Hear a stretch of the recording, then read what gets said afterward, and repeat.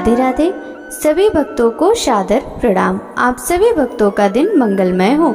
आप सभी भक्तों पर भगवान विष्णु की कृपा सदा सर्वदा इसी प्रकार बनी रहे। भक्तों, आज रसपान कीजिए आषाढ़ मास महात्म्य के 23वें अध्याय की कथा का।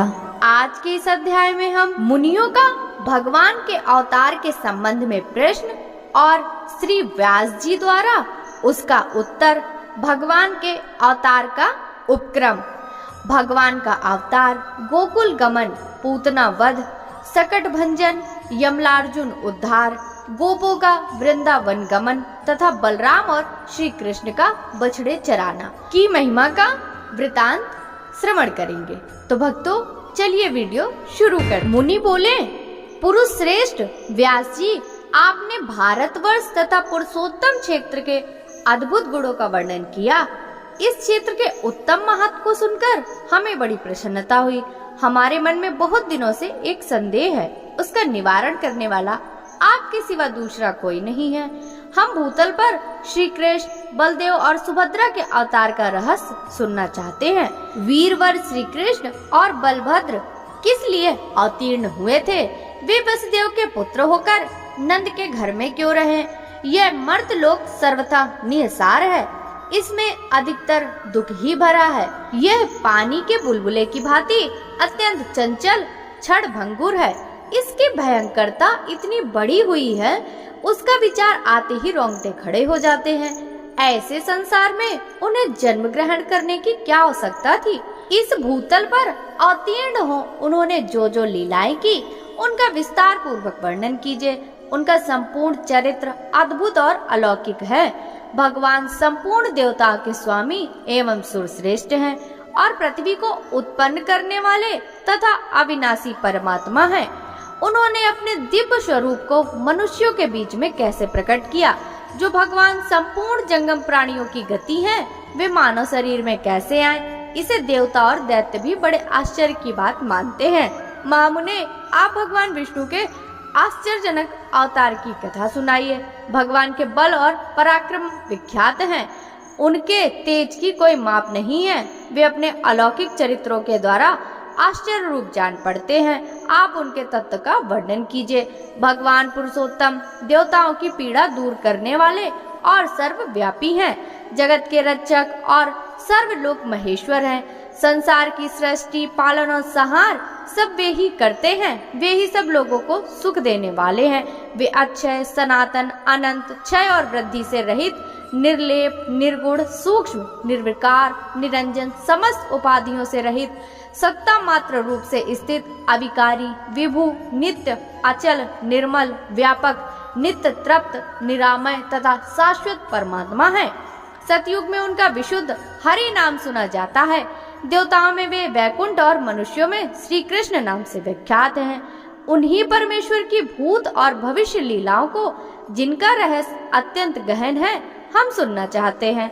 व्यास जी बोले, जो संपूर्ण देवताओं के स्वामी, सबकी उत्पत्ति के कारण, पुराण पुरुष, सनातन, अविनाशी, चतुर्वेद स्वरूप, निर्गुण, गुण रूप, परम महान, परम गुरु, वरेण्य, असीम, यज्ञांग और देवता आदि के प्रियतम हैं। उन भगवान विष्णु को मैं नमस्कार करता हूँ, जिनसे लघु और जिनसे महान दूसरा कोई नहीं है।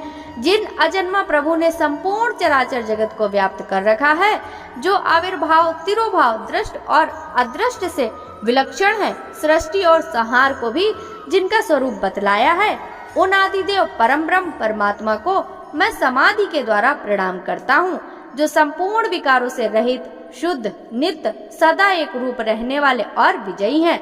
उन परमात्मा श्री विष्णु को नमस्कार है, जो हिरण्यगर्भ, हरि, शंकर तथा वासुदेव कहलाते हैं, जिनसे समस्त प्राणियों का तरण तारण होता है। जो सृष्टि, पालन और संहार करने वाले हैं, उन भगवान को नमस्कार है, जो एक होते हुए भी अनेक रूपों में प्रकट होते हैं। स्थूल और सूक्ष्म, व्यक्त और अव्यक्त, जिनके स्वरूप हैं और जो मोक्ष के कारण हैं, उन भगवान विष्णु को नमस्कार है, जो जगन्मय है, जगत की सृष्टि, पालन और संहार के मूल कारण है।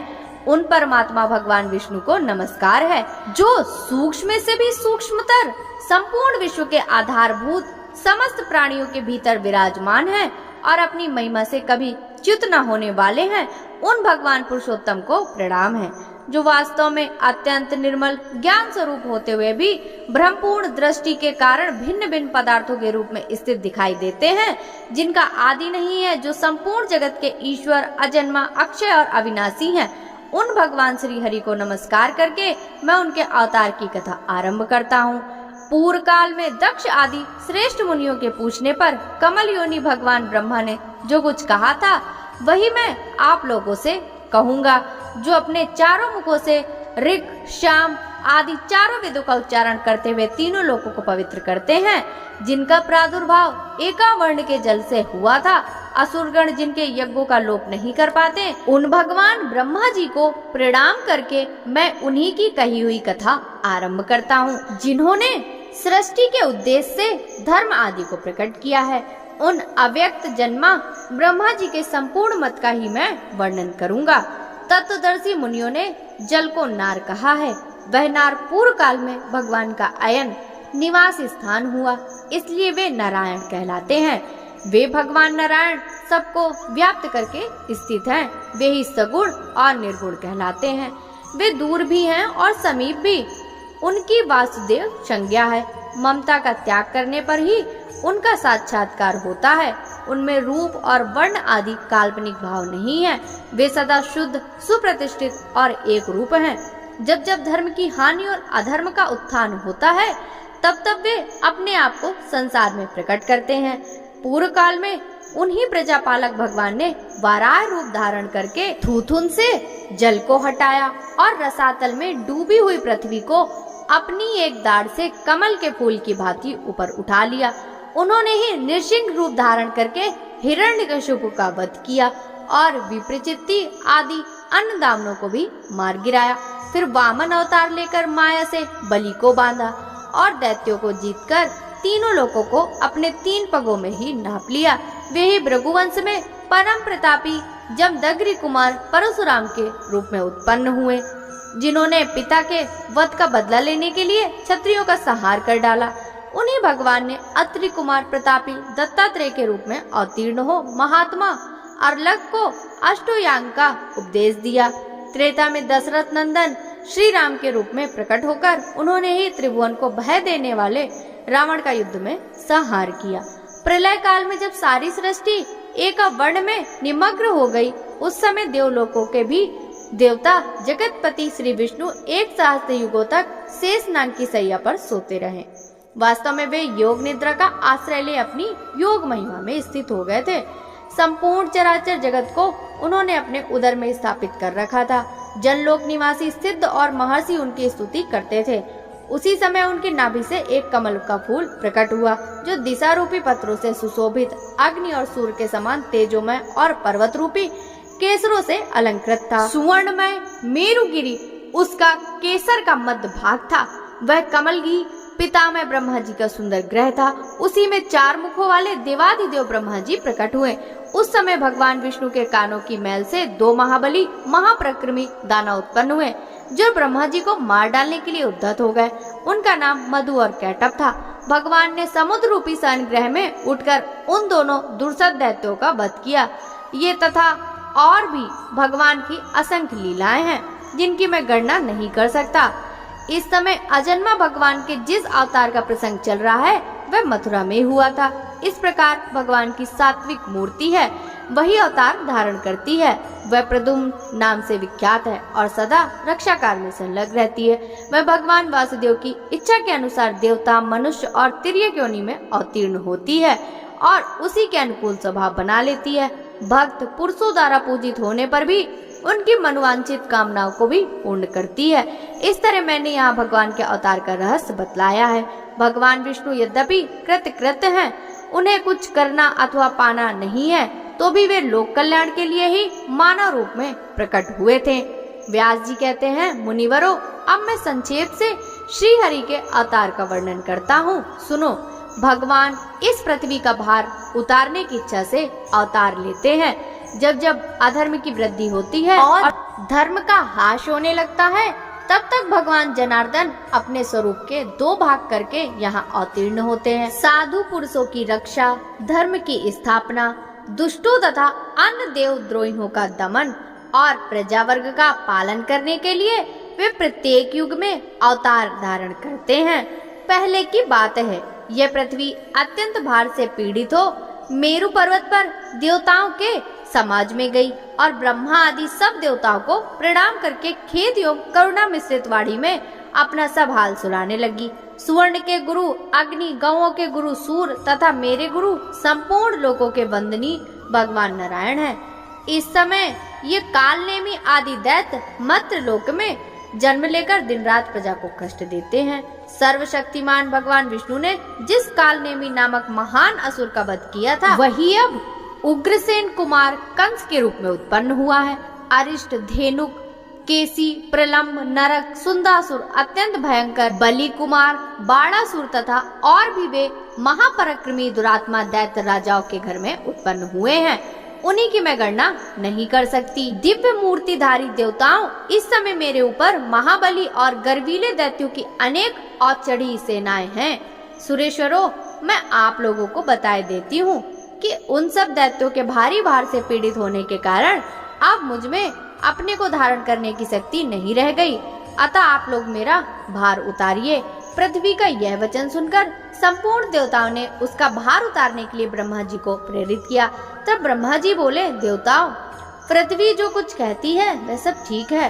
वास्तव में मैं महादेव जी और तुम लोग भगवान नारायण के ही स्वरूप हूँ। भगवान की जो विभूतियाँ हैं उन्हीं की परस्पर न्यूनता और अधिकता बात बाधक रूप से कहा करती है। इसलिए आओ हम लोग क्षीर सागर के उत्तर तट पर चलते हैं और वहाँ श्री हरि की आराधना कर ये सब वृतांत उनसे निवेदन करें। वे सबकी आत्मा है, संपूर्ण जगत उनका ही रूप है। वे सदा ही जगत का कल्याण करने के लिए अपने अंश से अवतार ले धर्म की स्थापना करते हैं। यूँ कहकर ब्रह्मा जी संपूर्ण देवताओं के साथ क्षीर सागर के तट पर गए और एकाग्रचित होकर भगवान गरुड़ध्वज की स्तुति करने लगे। ब्रह्मा जी बोले, सहस्त्र मूर्ते, आपको बारंबार नमस्कार है। आपके सहस्त्रों बाहें, अनेक मुख और अनेक चरण हैं। आप जगत की सृष्टि, पालन और संहार में संलग्न रहते हैं। अप्रमेय परमेश्वर, आपको बारंबार नमस्कार है।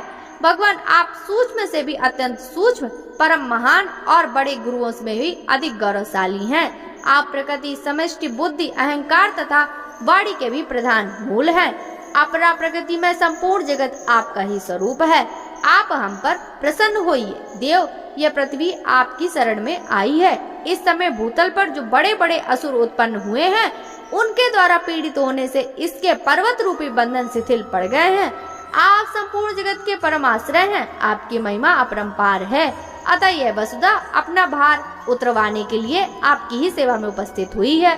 हम लोग भी यहाँ उपस्थित हुए हैं। ये इंद्र, दोनों अश्वनी कुमार, वरुण, रुद्र, वसु, आदित्य, वायु, अग्नि तथा अन्य संपूर्ण देवता भी यहाँ खड़े हैं। देवेश्वर, मुझे तथा इन देवताओं को जो कुछ करना है उसके लिए आज्ञा दीजिए। आपके ही आदेश का पालन करते हुए हम लोग सदा दोषों से मुक्त रहेंगे। ब्रह्मा जी के इस प्रकार स्तुति करने पर परमेश्वर भगवान विष्णु ने अपने श्वेत और कृष्ण 2 केस उखाड़े और देवताओं से कहा, ये मेरे 2 केस भूतल पर अवतार ले पृथ्वी के भार और क्लेश का नाश करेंगे। संपूर्ण देवता भी अपने अंश से पृथ्वी पर अवतीर्ण हो पहले से उत्पन्न हुए उन्मत्त दैत्यों के साथ युद्ध करें। इसमें संदेह नहीं है कि नाना प्रकार के अस्त्र शस्त्रों से चूर्ण होकर संपूर्ण दैत्य नष्ट हो जाएंगे। वसुदेव की पत्नी जो देवकी देवी हैं, उनके 8वें गर्भ से मेरा यह श्याम केस प्रकट होगा। भूतल पर अवतीर्ण हो यह कालनेमी के अंश से उत्पन्न हुए कंस का वध करेगा। यूँ कहकर भगवान श्री हरि अंतर्ध्यान हो गए। अदृश्य हो जाने पर उन परमात्मा को प्रणाम करके संपूर्ण देवता मेरु पर्वत के शिखर पर चले गए और वहां से पृथ्वी पर अवतीर्ण हुए।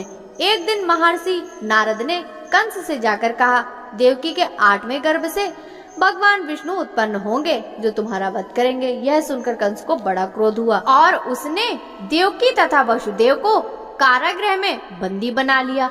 वसुदेव ने यह प्रतिज्ञा की थी कि देवकी के गर्भ से जो पुत्र उत्पन्न होगा उसे मैं स्वयं लाकर दे दिया करूंगा। इसके अनुसार उन्होंने अपना प्रत्येक पुत्र कंस को अर्पित कर दिया। सुना गया है प्रथम उत्पन्न हुए 6 गर्भ हिरण्यकश्यप के पुत्र थे, जिन्हें भगवान विष्णु की प्रेरणा से योग निद्रा में क्रमशः देवकी के उदर में स्थापित किया गया था। योग निद्रा भगवान विष्णु की महामाया है, जिसने अविद्या रूप से संपूर्ण जगत को मोहित कर रखा है। उससे श्री हरि ने निद्रे तू मेरी आज्ञा से जा और पातालवासी 6 गर्भों को एक एक करके देवकी के गर्भ में पहुंचा दे। ये सब कंस के हाथ से मारे जाएंगे। तत्पश्चात मेरा शेष नामक अंश अपने अंशांश से देवकी के उदर में 7वें गर्भ के रूप में प्रकट होगा। वसुदेव जी की दूसरी भार्या रोहिणी आजकल गोकुल में रहती है। तू प्रसव काल में वह गर्भ रोहिणी के उदर में डाल देना। उसके विषय में लोग यही कहेंगे कि देवकी का 7वां गर्भ भोजराज कंस के डर से गिर गया। गर्भ का संकर्षण होने से रोहिणी का वह वीर पुत्र लोक में संकर्षण नाम से विख्यात होगा। उसके शरीर का वर्ण श्वेतगिरी के शिखर की भांति गौर होगा। तदंतर मैं देवकी के उदर में प्रवेश करूंगा। उस समय तुझे भी यशोदा के गर्भ में अविलंब प्रवेश करना होगा। वर्षा ऋतु में श्रावण मास के कृष्ण पक्ष की अष्टमी तिथि को आधी रात के समय मेरा प्रादुर्भाव होगा और तू 9वीं तिथि में यशोदा के गर्भ में जन्म लेगी। उस समय वसुदेव मेरी शक्ति से प्रेरित होकर मुझे तो यशोदा की सैया पर पहुंचा देंगे और तुझे देवकी के पास ले आएंगे। फिर कंस तुझे लेकर पत्थर की शिला पर पछाड़ेगा, किंतु तू उसके हाथ से निकलकर आकाश में ठहर जाएगी। यूं कहने पर इंद्र मेरे गौरव का स्मरण करके तुझे 100 बार प्रणाम करेंगे और विनीत भाव से अपनी बहन बना लेंगे। फिर तू शुंभ निशुंभ आदि सहस्त्र दैत्यों का वध करके अनेक स्थान बनाकर सारी पृथ्वी की शोभा बढ़ाएगी। भूति, संतनि, कीर्ति, कांति, पृथ्वी, धृति, लज्जा, पुष्टि, ऊषा तथा अन्य जो भी स्त्री नामधारी वस्तु हैं, वह सब तू ही है। तू प्रातः काल और अपराह्न में तेरे सामने मस्तक झुकाएंगे और तुझे आर्या, दुर्गा, वेद गर्भा, अंबिका, भद्रा, भद्रकाली, क्षेम्या तथा क्षेमंकरी आदि कहकर तेरी स्तुति करेंगे। उनके समस्त मनोरथ मेरे प्रसाद से सिद्ध हो जाएंगे। जो लोग भक्ष्य, भोज आदि पदार्थ से तेरी पूजा करेंगे, उन मनुष्यों पर प्रसन्न होकर तू उनकी समस्त अभिलाषाएं पूर्ण करेगी। वे सब लोग सदा मेरी कृपा से निश्चय ही कल्याण के भागी होंगे। अतः देवी, जो कार्य मैंने तुझे बताया है उसे पूर्ण करने के लिए जा। व्यास जी कहते हैं, देवाधिदेव श्री हरि ने पहले जैसा आदेश दिया था, उसके अनुसार जगत जननी योग माया ने देवकी के उदर में क्रमशः 6 गर्भ स्थापित किए और 7वें को खींचकर रोहिणी के उदर में डाल दिया। तदंतर तीनों लोगों का उपकार करने के लिए साक्षात श्री हरि ने देवकी के गर्भ में प्रवेश किया और उसी दिन योग निद्रा यशोदा के उदर में प्रविष्ट हुई। भगवान विष्णु के अंश के भूतल पर आते ही आकाश में ग्रहों की गति यथावत होने लगी। समस्त ऋतुएं सुखदायिनी हो गई। देवकी के शरीर में इतना तेज आ गया कि कोई उनकी ओर आंख उठाकर देख भी नहीं सकता था। देवतागण स्त्री पुरुष से अदृश्य रहकर अपने उदर में श्री विष्णु को धारण करने वाली माता देवकी का प्रतिदिन स्तवन करने लगे। देवता बोले, देवी तुम स्वाहा, तुम सुधा और तुम विद्या, सुधा और ज्योति हो। इस पृथ्वी पर संपूर्ण लोगों की रक्षा करने के लिए तुम्हारा अवतार हुआ है। तुम प्रसन्न होकर संपूर्ण जगत का कल्याण करो। हमारी प्रसन्नता के लिए उन परमेश्वर को अपने गर्भ में धारण करो, जिन्होंने स्वयं संपूर्ण जगत को धारण कर रखा है। इस प्रकार देवताओं द्वारा की हुई स्तुति को सुनती हुई माता देवकी ने जगत की रक्षा करने वाले कमल नयन भगवान विष्णु को अपने गर्भ में धारण किया। तदंतर वह शुभ समय उपस्थित हुआ, जबकि समस्त विश्व रूपी कमल को विकसित करने के लिए महात्मा श्री विष्णु रूपी सूर्य देव का देवकी रूपी प्रभात वेला में उदय हुआ। आधी रात का समय था। मेघ मंद मंद स्वर में गरज रहे थे। शुभ मुहूर्त में भगवान जनार्दन प्रकट हुए। उस समय संपूर्ण देवता फूलों की वर्षा करने लगे।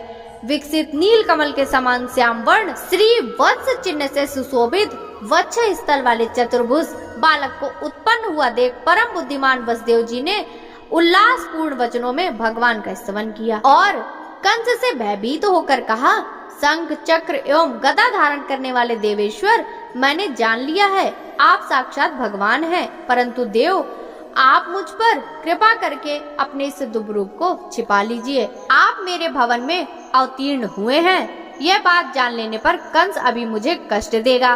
देवकी बोली, जिनके अनंत रूप हैं, यह संपूर्ण विश्व जिनका ही स्वरूप है, जो गर्भ में स्थित होकर भी अपने शरीर से संपूर्ण लोकों को धारण करते हैं तथा जिन्होंने अपनी माया से ही बाल रूप धारण किया है, वे देवदेव प्रसन्न हो। सर्वात्मन, आप अपने इस चतुर्भुज रूप का उपसंहार कीजिए। दैत्यों का संहार करने वाले देवेश्वर, आपके इस अवतार का वृतांत कंस न जानने पाए। श्री भगवान बोले, देवी, पूर्व जन्म में तुमने मुझ जैसे पुत्र की पाने की अभिलाषा से जो मेरा स्तवन किया था वह आज सफल हो गया, क्योंकि आज मैंने तुम्हारे उदर से जन्म लिया है। मुनिवरों, ये कहकर भगवान मौन हो गए तथा वसुदेव जी ने रात में उन्हें लेकर घर से बाहर निकले। वसुदेव जी के जाते समय पहरा देने वाले मथुरा के द्वारपाल योग निद्रा के प्रभाव से अचेत हो गए। उस रात में बादल वर्षा कर रहे थे। यह देख शेषनाग ने छत्र की भांति अपने वनों से भगवान को ढक लिया और वे वसुदेव जी के पीछे पीछे चलने लगे। मार्ग में अत्यंत गहरी यमुना बह रही थी। उनके जल में नाना प्रकार की सैकड़ों लहरें उठ रही थी, किंतु भगवान विष्णु को ले जाते समय वसुदेव जी के घुटनों तक होकर बहने लगी। वसुदेव जी ने उसी अवस्था में यमुना को पार किया। उन्होंने देखा नंद आदि बड़े बूढ़े गोप राजा कंस का कर लेकर यमुना के तट पर आए हुए हैं। इसी समय यशोदा जी ने भी योग माया को कन्या रूप में जन्म दिया, परंतु वे योग निद्रा से मोहित थी, अतः पुत्र है या पुत्री इस बात को न जान सकी। प्रसूति गृह में और भी जो स्त्रियां थीं, वे सब निद्रा के कारण अचेत पड़ी थीं। वसुदेव जी ने चुपके से अपने बालक को यशोदा की सैया पर सुला दिया और कन्या को लेकर तुरंत लौट आए। जागने पर यशोदा ने देखा मेरे नील कमल के समान सुंदर बालक हुआ है। इससे उन्हें बड़ी प्रसन्नता हुई। वसुदेव जी भी कन्या को लेकर अपने घर लौट आए और देवकी को सैया पर सुलाकर पहले की भांति बैठे रहे। इतने में बालक के रोने का शब्द सुनकर पहरा देने वाले द्वारपाल सहसा उठकर खड़े हो गए। उन्होंने देवकी के संतान होने का समाचार कंस से निवेदन किया। कंस ने शीघ्र ही वहां पहुंचकर उस बालिका को उठा लिया। देवकी रुंधे हुए कंठ से छोड़ दो इसे, ये कहकर इसे रोकती रह गई। कंस ने उस कन्या को एक शिला पे दे मारा, किंतु वह आकाश में ठहर गई और आयुधों सहित 8 बड़ी बड़ी भुजाओं वाली देवी के रूप में प्रकट हुई। उसने ऊंचे स्वर में अट्टहास किया और कंस से रोष पूर्वक कहा, ओ कंस, मुझे पटकने से क्या लाभ हुआ? वो तेरा वध करेंगे, वे प्रकट हो चुके हैं। देवताओं के सर्वस्वभूत वे श्री हरि पूर्व जन्म भी तेरे काल थे। इन सब बातों पर विचार कर तू शीघ्र ही अपने कल्याण का उपाय कर। यूँ कहकर देवी कंस के देखते देखते आकाश मार्ग से चली गई। उसके शरीर पर दिव्य हार, दिव्य चंदन और दिव्य आभूषण शोभा पा रहे थे और सिद्धगढ़ उसकी स्तुति कर रहे थे। तदंतर कंस के मन में बड़ा उद्वेग हुआ। उसने प्रलंब और केसी आदि समस्त प्रधान असुरों को बुलाकर कहा, महाबाहु प्रलंब, केसी, धेनुक और पूतना, अरिष्ट आदि अन्य सब वीरों के साथ तुम लोग मेरी बात सुनो। दुरात्मा देवताओं ने मुझे मार डालने का यत्न आरंभ किया, किंतु वे मेरे पराक्रम से भली भांति पीड़ित हो चुके हैं, अतः मैं उन वीरों की श्रेणी में नहीं गिनता। दैत्य वीरों, मुझे तो कन्या की कही हुई बात आश्चर्य सी प्रतीत होती है। देवता मेरे विरुद्ध प्रयत्न कर रहे हैं, यह जानकर मुझे हंसी आ रही है। तथापि दैत्येश्वरों, अब हमें उन दुष्टों का और अधिकार अपकार करने की चेष्टा करनी चाहिए। देवकी के गर्भ से उत्पन्न हुई बालिका ने भी यही कहा था कि भूत, भविष्य और वर्तमान के स्वामी विष्णु, जो पूर्व जन्म में भी मेरी मृत्यु के कारण बन चुके हैं, कहीं न कहीं उत्पन्न हो गए हैं। अतः इस भूतल पर बालकों के दमन का हमें विशेष प्रयत्न करना चाहिए। जिस बालक में बल की अधिकता जान पड़े, उसे यत्न पूर्वक मौत के घाट उतार देना चाहिए। असुरों की ऐसी आज्ञा देकर कंस अपने घर गया और विरोध छोड़कर वसुदेव तथा देवकी से बोला, मैं आप दोनों के इतने बालक व्यर्थ ही मारे। मेरे नाश के लिए कोई दूसरा ही बालक उत्पन्न हुआ है। आप लोग संताप न करें। आपके बालकों की भवितव्यता ही ऐसी थी, आयु पूरी होने पर कौन नहीं मारा जाता। इस प्रकार संतावना दे कंस ने उन दोनों के बंधन खोल दिए और उन्हें सब प्रकार से संतुष्ट किया। तत्पश्चात वह अपने महल के भीतर चला गया। बंधन से मुक्त होने पर वसुदेव जी नंद के छकड़े के पास आए। नंद बड़े प्रसन्न दिखाई दिए। मुझे पुत्र हुआ, यह सोचकर वे फूले नहीं समाते थे।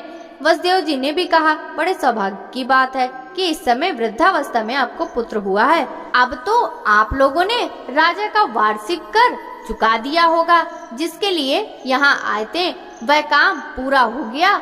यहाँ किसी श्रेष्ठ पुरुष को अधिक नहीं ठहरना चाहिए। नंद जी, जब कार्य हो गया तब आप लोग यहाँ क्यों बैठे हैं? शीघ्र ही अपने गोकुल में जाइए। माँ रोहिणी के गर्भ से उत्पन्न मेरा भी एक बालक है, उसका भी अपने ही पुत्र की भांति लालन पालन कीजिएगा। वसुदेव जी के यूँ कहने पर नंद आदि गोप छकड़े पर सामान लादकर वहां से चल दिए। उनके गोकुल में रहते समय रातों में बालकों की हत्या करने वाली पूतना आई और सोए हुए कृष्ण को लेकर अपना स्तन पिलाने लगी। पूतना रात में जिस जिसके मुख में अपना स्तन डालती थी उस बालक का शरीर क्षण भर में निर्जीव हो जाता था। श्री कृष्ण ने उसके स्तन को दोनों हाथों से पकड़कर खूब जोर से दबाया और क्रोध में भरकर उसके प्राणों सहित दूध पीना आरंभ किया। उस राक्षसी के शरीर की नस नाड़ियों के बंधन छिन्न भिन्न हो गए। वह जोर जोर से कराती हुई पृथ्वी पर गिर पड़ी। मरते समय उसका शरीर बड़ा भयंकर हो गया। पूतना का चित्कार सुनकर समस्त ब्रजवासी भय के मारे जाग उठे। उन्होंने आकर देखा पूतना मरी पड़ी है और श्री कृष्ण उसकी गोद में बैठे हैं। यह देखकर माता यशोदा धर्रा उठी और श्री कृष्ण को शीघ्र ही गोद में उठाकर गाय की पूंछ घुमाने आदि के द्वारा अपने बालक के ग्रह दोष को शांत किया। नंद ने भी गाय का गोबर ले श्री कृष्ण के मस्तक में लगाया और उनकी रक्षा करते हुए इस प्रकार बोले, समस्त प्राणियों की उत्पत्ति करने वाले भगवान श्री हरि, जिसकी नाभि कमल से संपूर्ण जगत उत्पन्न हुआ है, तुम्हारी रक्षा करें। जिनकी दाढ़ के अग्रभाग पर रखी हुई यह पृथ्वी संपूर्ण जगत को धारण करती है, वे वराह रूपी धारी केशव तुम्हारी रक्षा करें। तुम्हारे गुदा भाग और उदर की रक्षा भगवान विष्णु तथा जंघा और चरणों की रक्षा श्री जनार्दन करें, जो एक ही क्षण में वामन से विराट बन गए और 3 पगों से सारी त्रिलोकी को नापकर नाना प्रकार के अस्त्र शस्त्रों से संपन्न दिखाई देने लगे। वे भगवान वामन तुम्हारी सदा रक्षा करें। तुम्हारे सिर की गोविंद तथा कंठ की केशव रक्षा करें। मुख, बाहु, प्रबाहु, मन और संपूर्ण इंद्रियों की अखंड ऐश्वर्यशाली अविनाशी भगवान नारायण रक्षा करें। भगवान वैकुंठ दिशाओं में, मधुसूदन विदिशाओं में, ऋषिकेश आकाश में और पृथ्वी को धारण करने वाले भगवान अतंत पृथ्वी पर तुम्हारी रक्षा करें। इस प्रकार नंद गोप द्वारा स्वचित्त वाचन होने पर बालक श्री कृष्ण छकड़े के नीचे एक खटोले पर सुलाए गए। गोपों को मरी हुई पूतना का विशाल शरीर देखकर अत्यंत भय और आश्चर्य हुआ। एक दिन की बात है, मधुसूदन श्री कृष्ण छकड़े के नीचे सोए थे। वे समय दूध पीने के लिए जोर जोर से रोने लगे। रोते ही रोते उन्होंने अपने दोनों पैर ऊपर की ओर फेंकने आरंभ किए। उनका एक पैर छकड़े से छू गया। उसके हल्के से आघात से वह छकड़ा उलटकर गिर पड़ा। उस पर रखे हुए मटके और घड़े आदि टूट फूट गए। उस समय समस्त गोप गोपियां हाहाकार करती हुई वहां आ पहुंची। उन्होंने देखा बालक श्री कृष्ण उतान सोए हैं। तब गोपों ने पूछा, किसने इस छकड़े को उलट दिया? वहीं कुछ बालक खेल रहे थे। उन्होंने कहा, इस बच्चे ने ही गिराया है। यह सुनकर गोपों के मन में बड़ा आश्चर्य हुआ। नंद गोप ने अत्यंत विस्मित होकर बालक को गोद में उठा लिया। यशोदा ने भी आश्चर्यचकित ही टूटे फूटे भाड़ों के टुकड़े और छकड़े की दही, फूल, फल और अक्षत से पूजा की। एक दिन वसुदेव जी की प्रेरणा से गर्ग जी गोकुल में आए और अन्य गोपों से छिपे छिपे ही उन्होंने उन दोनों बालकों के द्विजोचित संस्कार किए। उनके नामकरण संस्कार करते हुए परम बुद्धिमान गर्ग जी ने बड़े बालक का नाम राम और छोटे का कृष्ण रखा। थोड़े ही दिन में वे दोनों बालक महाबलवान के रूप में प्रसिद्ध हो गए। घुटनों के बल से चलने के कारण दोनों के घुटने और हाथों में रगड़ पड़ गई थी। वे शरीर में गोबर और राख लपेटे हुए इधर उधर घूमा करते थे। यशोदा और रोहिणी उन्हें रोक नहीं पाती थी। कभी गौओं के बाड़े में खेलते खेलते बछड़ों के बाड़े में निकल जाते थे। कभी उस दिन पैदा हुए बछड़ों की पूंछ पकड़कर खींचने लगते थे। वे दोनों बालक एक ही स्थान पर साथ खेलते खेलते और अत्यंत चपलता दिखाते थे। एक दिन जब यशोदा उन्हें किसी प्रकार रोक न सकी, तब उनके मन में कुछ क्रोध हो आया। उन्होंने अनायासी बड़े बड़े कार्य करने वाले श्री कृष्ण की कमर में रस्सी कस दी और उन्हें उखल से बांध दिया। उसके बाद कहा, ओ चंचल, तू बहुत उधम मचा रहा था, अब तुझमें सामर्थ्य हो तो जा। यूँ कहकर गृह स्वामी यशोदा अपने कामकाज में लग गईं। जब यशोदा घर के काम धंधे में फंस गईं, तब कमल नयन श्री कृष्ण उखल को घसीटते हुए 2 अर्जुन वृक्षों के बीच में जा निकले। वे दोनों वृक्ष जुड़वे उत्पन्न हुए थे। उन वृक्षों के बीच में तिरछी पड़ी हुई उखली को जो इन्होंने खींचा, उसी समय ऊंची शाखाओं वाले वे दोनों वृक्ष जड़ से उखड़कर गिर पड़े। वृक्षों के उखड़ते ही उस समय बड़े जोर से कड़कड़ाहट की आवाज हुई। उसे सुनकर समस्त ब्रजवासी कतार भाव से वहां दौड़े आए। वहां आने पर देखा दोनों महावृक्ष पृथ्वी पर गिरे पड़े हैं। उनकी मोटी मोटी डालियां और पतली शाखाएं भी टूटकर बिखर गई हैं। उन दोनों के बीच में बालक कृष्ण मंद मंद मुस्कुरा रहा है। उसके खुले हुए मुख में थोड़े से दांत झलक रहे हैं। उसकी कमर में खूब कसकर रस्सी बंधी हुई है। उदर में रस्सी बंधने के कारण श्री कृष्ण की दामोदर के नाम से प्रसिद्धि हुई। तदंतर नंद आदि समस्त बड़े बूढ़े गोप, जो बड़े बड़े उत्पातों के कारण बहुत डर गए थे, उद्रिक होकर आपस में सलाह करने लगे। अब इसे इस स्थान पर रहने की कोई आवश्यकता नहीं है, किसी दूसरे महान वन में चलना चाहिए। यहाँ नाश के हेतुभूत अनेक उत्पात देखे जाते हैं, जैसे पूतना का विनाश, छकड़े का उलट जाना, बिना आंधी वर्षा के ही दोनों वृक्षों का गिरना आदि। अतः हम अब विलंब न करके शीघ्र ही यहाँ से वृंदावन को चल दें। जब तक कोई भूमि संबंधी दूसरा महान उत्पात वृक्ष को नष्ट न कर दे, तब तक ही हमें उसकी व्यवस्था कर लेनी चाहिए। इस प्रकार वहाँ से चले जाने का निश्चय करके समस्त ब्रजवासी अपने अपने कुटुंब के लोगों से कहने लगे, शीघ्र चलो, विलंब न करो। फिर तो एक ही क्षण में छकड़ों और गौवों के साथ सब लोग वहाँ से चल दिए। बछड़ों के चरवाहों झुंड के झुंड एक साथ होकर उन बछड़ों को चराते हुए चलते थे। ब्रज का वह खाली किया हुआ स्थान अन्न के दाने बिखरे होने के कारण क्षण भर में कौवे आदि पक्षियों से व्याप्त हो गया।